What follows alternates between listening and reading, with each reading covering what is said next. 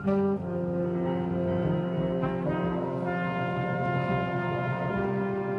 can tell you that there's been many patients who have never been to a physician, whether it's back home or here. A lot of the people that we get at the clinic are day laborers. There's such a critical need for culturally competent doctors that can go beyond the problems, go beyond the symptoms. This idea that in Cuba is called la salud en la comunidad, health in the community, is about changing the environment. It's a truly revolutionary label.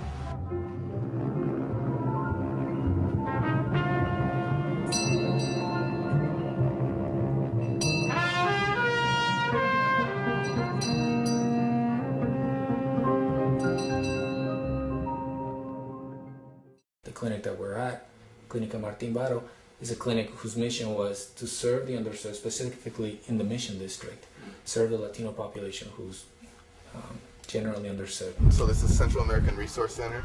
We came to them a couple of years ago with the idea of putting in a clinic, and they said, yeah, use our space. So this is the front entrance, obviously. This is what we do on Saturdays. We transform it into a clinic. And these are all undergraduate students taking care of every position. They're in charge of signing up patients, making sure that they get all the consents and the information signed, letting the patients know, what services we have, and signing them in, and getting all the information. So if we need to follow up with them, contact them, then we have all the information necessary. They put together the charts that we use long term. A lot of these patients are going to keep coming back to us. Basically, our purpose was to empower the undergrads, to do these things, to take control, to take leadership positions. And they're the ones that come from communities like this. They're the ones that should be the ones at the helm. It's very egalitarian, I think, at its base. It doesn't attempt to sort of create a hierarchy. And also the roles are very much integrated. Everyone tries to learn a little bit about everything that goes on in the clinic. Martin-Baro, we call him Nacho. And Nacho is one of the 6 Jesuit priests that was murdered in El Salvador in 1989 by a U.S. trained battalion, the Atlacatan battalion. He believed that we have to learn from the people and look at what they need, and based on what they need is the one goes in creating a theory that makes sense to people. This is our lab. Everything is free, including labs, including medications, and that's one of the things that we want to ensure, that when somebody comes through the door that we can tell them, you're not going to have to pay a cent. And for some people, $5 a month for meds, especially if they have to take 6 meds, is a lot of money. A lot of people have 2-3 jobs where they're not getting paid very much, for one. A lot of people are actually homeless. Health is not the absence of disease. So we're looking at an eco model of health, a holistic model of health.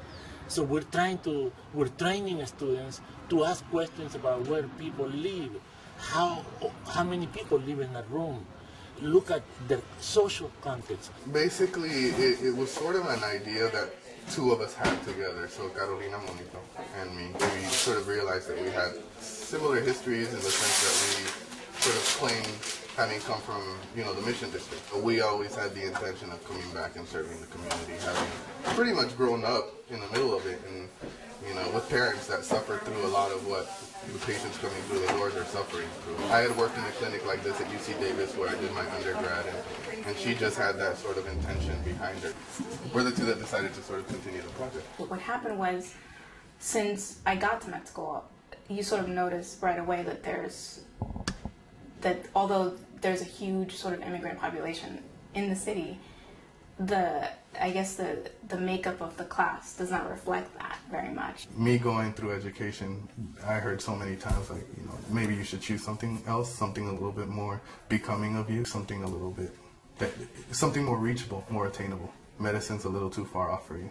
I have to say, I was somewhat surprised to find the extent of this, but a lot of the undergrads are in school full-time, working full-time or part-time, and they're dedicating, 10, 20 hours a week to this because, they're coming back to the community where they grew up, they're working within the community in which they still live.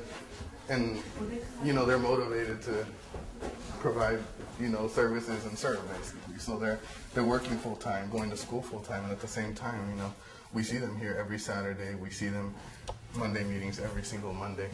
This is our storage space. So we got a room that Edison gave out, and you know, just to give you an idea of everything we have to do on Saturday, you know, we have everything in boxes here, and every Saturday we come to this room and bring everything downstairs, including a whole medical exam bed that we usually have in here that we allow. So we have to do a lot of transforming. A lot of the equipment that we have that you'll see, they were donated, and we were able to get through, you know, the surplus that the university has, UCSF. And the idea here is sort of the hustle. You know, you sort of have to know how to hustle and transform things into something that you can use. Even though I was pretty successful, I was working as an engineer, and before that even as a computer programmer, and making a lot of money, I never really felt I was giving back enough to my community. It's great that I could do this for myself, but how am I helping others? And that's the reason why I started seeking volunteering opportunities in medical care, because I had seen that huge need when I first experienced it firsthand. I don't think that there's a one thing that sort of told me to become interested in medicine. I think I always had it in me to sort of be of service. We all have sort of a social obligation to do something for the greater good, I guess. It's an anonymous $100 donation, and it says, "My story of how I came to you." And then it says, "Last week somehow I fell on the floor without my owner knowing. My new owner is passing me on to you, Clinica Martin-Baro, and hopes that you continue to do great work in helping people who can't afford the high price of healthcare. Good luck and stay well from both of us. Sincerely, Señor $100. E. Anonymous." We sort of didn't realize the impact that it would have on other people. So that may not even live in San Francisco, or people who know somebody who came to the clinic. Because it's not about individuals, it's about the project or the philosophy of the project. So.